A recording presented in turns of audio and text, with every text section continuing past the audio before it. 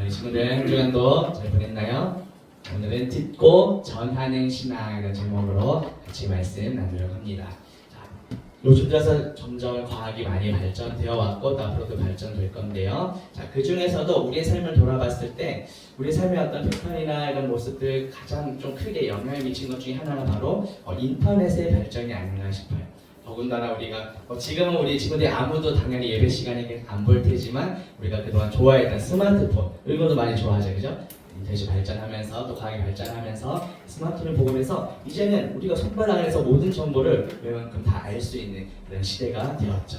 또 외국에 있는 사람들과도 온라인으로 또 볼 수도 있고 얼마든지 간접적으로 체험할 수 있는 길이 많이 열리게 되었어요. 자, 이렇게 우리의 삶의 모습이 변한 것처럼 과학이나 기술의 발달로 우리의 삶이 변한 것처럼 우리의 예배하는 모습, 예배하는 자세도 혹시 변한 건 아닌가 우리가 좀 돌아볼 필요가 있겠어요. 우리 교회에서도 이제 몇 년 전에 크게 코로나로 인해서 힘든 시기를 좀 보내왔었죠. 거기서 집에서 온라인으로 이렇게 예배하기도 했었는데요. 자, 요즘은 코로나를 떠나서 이제 우리가 스마트폰으로 또 유튜브나 이런 걸로 얼마든지 다른 교회나 다른 목사님들이 우리가 들을 수 있는 설교들이 또 많이 또 찾아볼 수 있게 됐죠. 자, 이처럼 변화된 우리의 삶의 모습이나 우리 교회 안에서의 신앙생활의 모습이 이렇게 과거와는 달리 참 많이 변했다는 거죠. 또 쉽게 말씀을 얼마든지 우리가 마음만 먹으면 얼마든지 말씀을 접할 수 있는 기회도 더 많이 생기게 됐죠. 자, 그런데 이렇게 우리가 기회는 많이 생기게 됐는데 그만큼 우리의 삶의 중심이 정말 말씀에 순종하고 더 많이 예수님도 따라가게 되었을까요? 어떤가요? 우리의 모습은? 자, 아쉽게도 제가 좀 몇 가지 통계 자료를 가지고 왔는데요. 통계청 자료에 따르면 크리스찬들의 숫자는 갈수록 줄어들고 있다고 해요. 혹시 가나안 성도라는 이름 들어봤나요? 가나안 거꾸로 하면 어떻게 되죠? 어디를 안 나간다는 거예요? 교회를. 근데 가나안 성도라고요. 그러니까 본인들은 성도, 예수를 믿긴 하지만 나는 교회에 가진 않아. 이렇게 이제 주장하는 사람들이 비율이 점점 늘어나고 있다는 거죠. 2023년 재작년 통계인데요. 전체 크리스찬 중에 무려 4분의 1을 넘는 26.6%가 나는 성도지만 교회는 안 나간다는 비율이 이렇게 많이 늘어났다고 하죠. 그러니까 4명 중 1명은 교회는 다니지 않지만 자신이 성도라고 크리스천이라고 생각하고 있다는 거죠. 하지만 이거는 말이 안 되는 거죠. 성도라는 것은 우리 일부 때 선생님들 들은 것처럼 하나님의 집이 무엇이죠? 예수 그리스도를 머리로 하고 교회는 예수 그리스도의 몸, 우리는 예수 그리스도 안에서 한 몸된 공동체를 이루어야 한다. 나 홀로 결국 신앙생활을 할 수 없다는 것이죠. 자, 이렇게 인터넷이 발달하면서 언제나 어디서 우리가 예배할 수 있고 또 스마트폰을 통해서 많은 정보도 얻고 또 하나님의 말씀을 얻을 수 있는 정보, 기회들은 많이 생겼지만 하나님을 그만큼 더 많이 믿고 따르고 순종하는 사람들은 그만큼 점점 더 사라지고 있다는 거죠. 자, 오늘날 이런 모습을 보면 오늘 본문 말씀도 비슷한 배경이에요. 사무엘상 3장 1절에 보니까 아이 사무엘이 엘리 앞에서 여호와를 섬길 때에는 여호와의 말씀이 희귀하여 이상이 흔히 보이지 않았더라라고 말씀해요.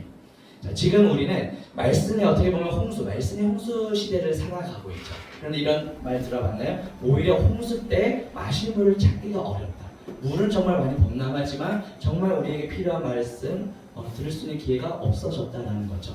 자, 이 당시에 이스라엘 역시 하나님께서 분명히 선택하신 민족이 그렇지만 하나님의 말씀에는 무관심하고 그냥 내가 하고 싶은 대로 살아갔던 그러한 시대였어요.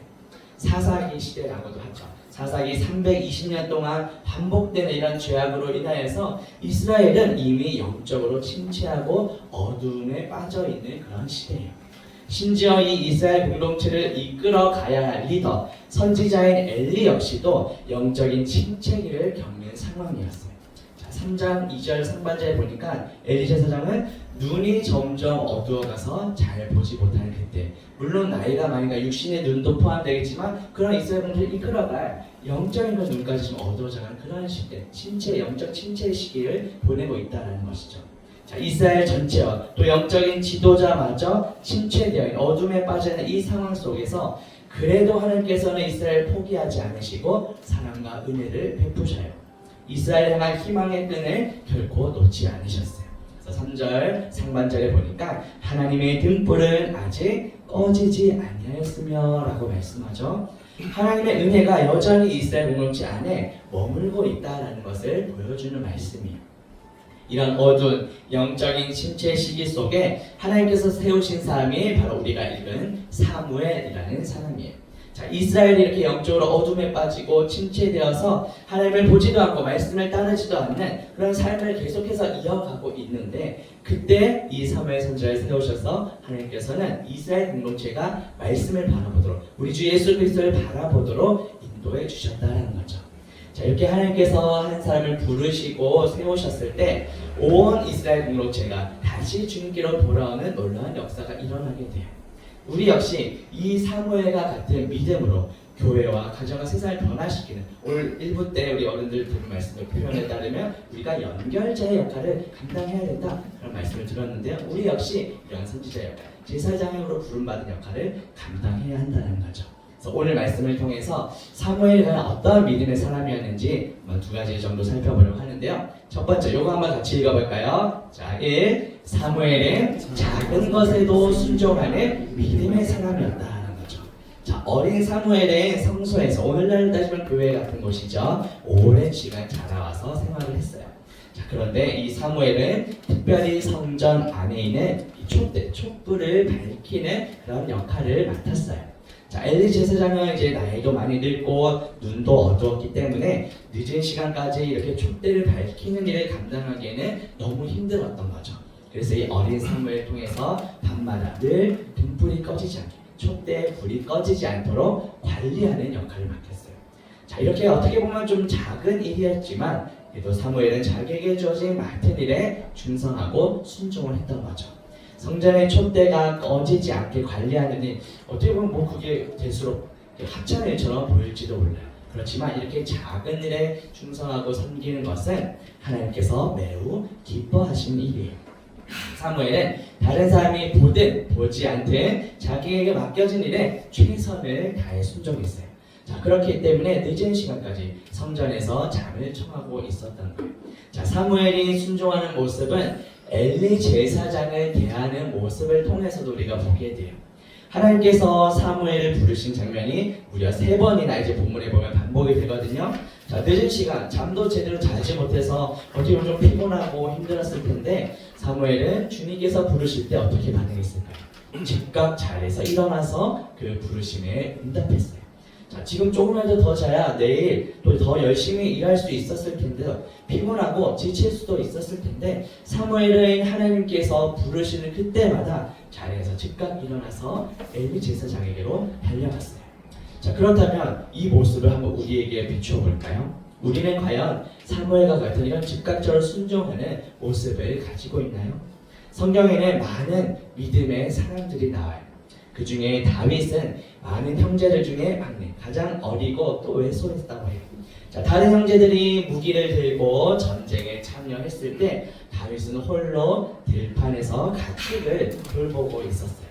자, 사무엘 선지자가 이제 이새의 집에, 다윗의 아버지 이새의 집에 찾아와서 형제들 쭉 볼 때 다윗은 그 자리에 부름 받지도 못했어요. 처음에 그저 양들을 자기에게 맡겨진 양들 돌보는데 최선을 다하고 있었죠.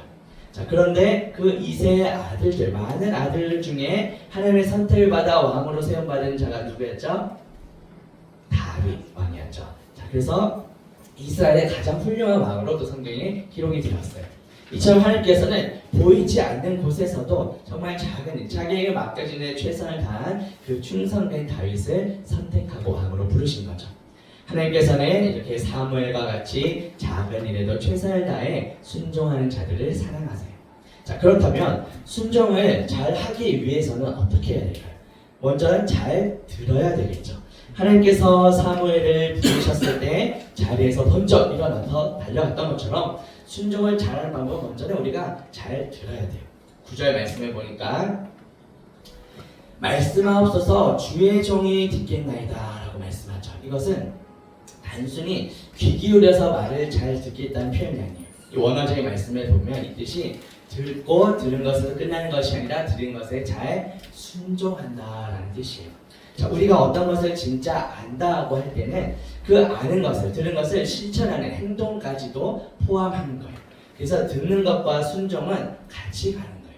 성경에 보면 믿음과 행함을 분리할 수 없는데요. 마찬가지로 듣고 순종하는 것이 같이 간다는 것이죠. 특별히 우리는 하나님의 자녀로 부르심 받았기 때문에 우리 아버지 되시는 하나님의 말씀을 잘 들어야겠죠. 사무엘이 하나님의 말씀에 민감하게 반응했던 것처럼 하나님의 말씀을 읽고 묵상하는 그런 습관을 가져야 돼요. 하나님의 뜻이 무엇인지 우리가 묵상하며 기도하는 이런 거룩한 습관을 우리가 잘 가질 때 자연스럽게 우리의 삶의 습관과 행동까지도 변화될 수 있다는 것이죠. 사무엘이 이스라엘 공동체 전체를 하나님의 뜻대로 변화시키고 인도해 간 것처럼 하나님의 사람을 부른바 우리도 하나님의 일을 충성되게 잘 감당할 때 우리가 속한 공동체도 더욱더 믿음 있는 공동체로 세워져 나아갈 수 있다는 것이죠. 하나님의 말씀을 듣고 순종하는 일에 최선을 다할 수 있는 저와 우리 모든 친구들 되기를 주님의 이름으로 축복합니다. 자, 두 번째 내용 같이 읽어볼까요? 이 사무엘은 가감없이 하나님의 뜻을 전하는 사람이었다는 것이죠. 첫 번째가 작은 것에도 순종하는 믿음의 사람이었다면 이제는 가감없이 더하거나 빼는 것 없이 그대로 하나님의 뜻을 전하는 사무엘이었다는 거예요. 자, 사무엘이 늦은 시간 3번이나 하나님의 음성을 들었어요. 그리고 엘리 제사장이 자기를 불렀다고 착각해서 엘리에게 달려가서 이렇게 말합니다. 9절 보니까 엘리가 사무엘에게 이르되 가서 누웠다가 그가 너를 부르시거든 네가 말하기를 여호와여 말씀하옵소서 주의 종이 듣겠나이다 하라 하니 이에 사무엘이 가서 자기 처소에 누우니라 하고 말씀하죠. 자, 엘리는 또다시 이제 하나님의 음성이 들려오게 되면 이렇게 사무엘 보고 대답하라고 가르친 거예요.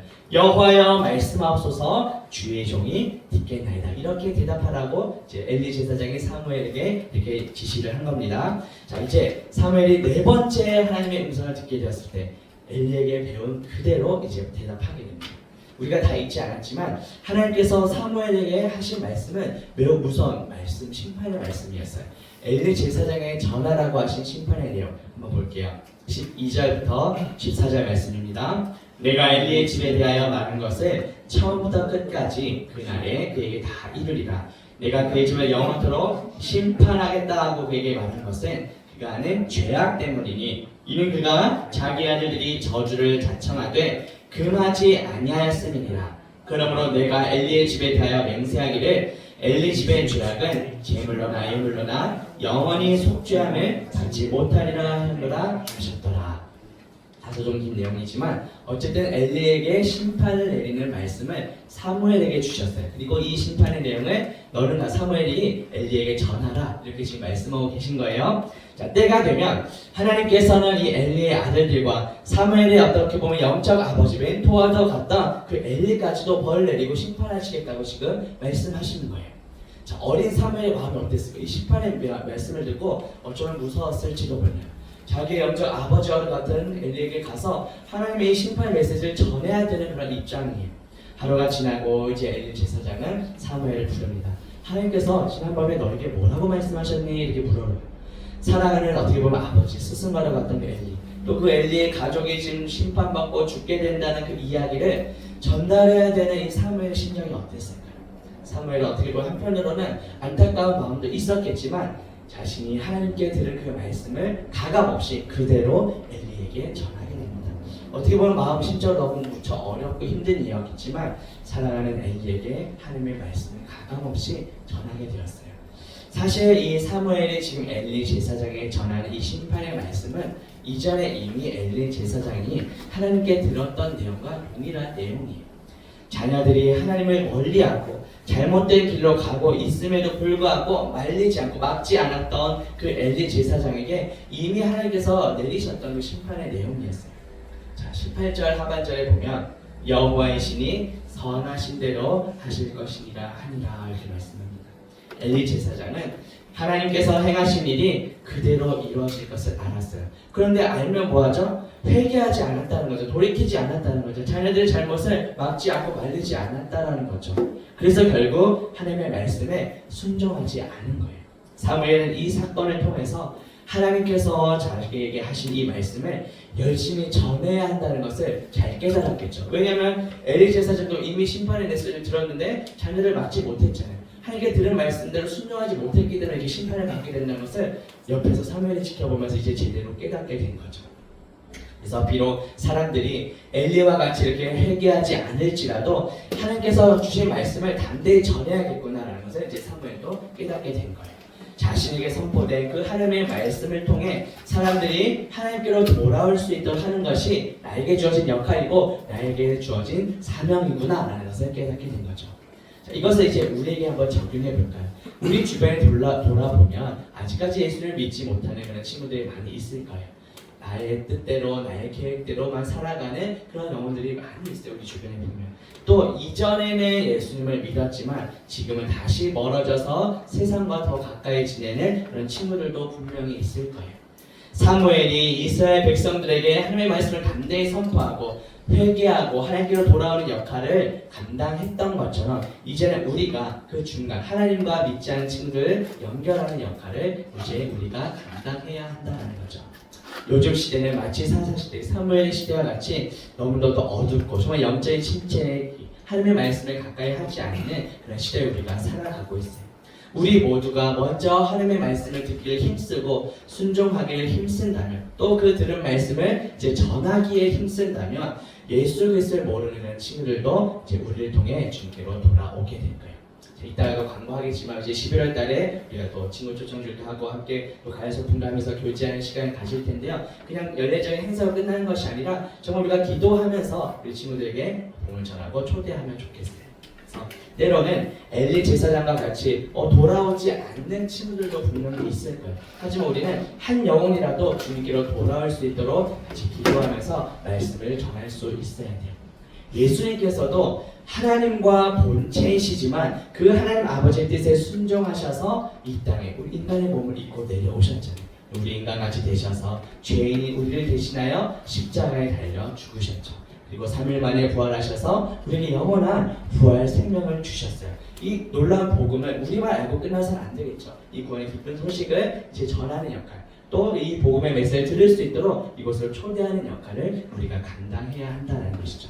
자, 예수 그리스도의 그 순종하심 덕분에 우리가 구원을 받게 된 거예요. 빌립보서 2장 8절 우리 마지막 성경 구절인데요. 같이 한번 읽어볼게요. 사람의 모양으로 나타나사 자기를 낮추시고 죽기까지 복종하셨으니 곧 십자가에 죽으심이라. 죽기까지 복종하셨어요. 예수님은 순종하셨다라는 거죠. 우리 역시 주님의 말씀을 듣고 순종하여서 우리의 순종을 통해 우리 주변에 믿지 않은 친구들이 주님께 돌아와서 복음의 말씀을 듣고 주님의 자녀가 된 놀라운 역사가 일어나게 되기를 주님의 이름으로 축복합니다.